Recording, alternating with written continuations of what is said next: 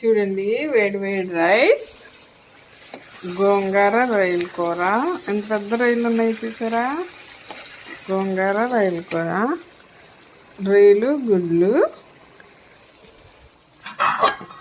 ఈరోజు నా లంచ్ చూడండి.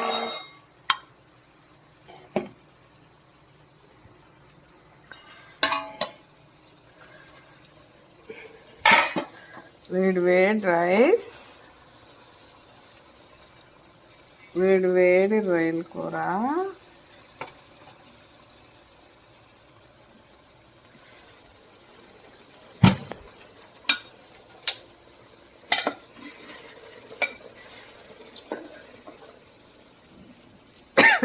వేడి వేడి ఎగ్ కర్రీ.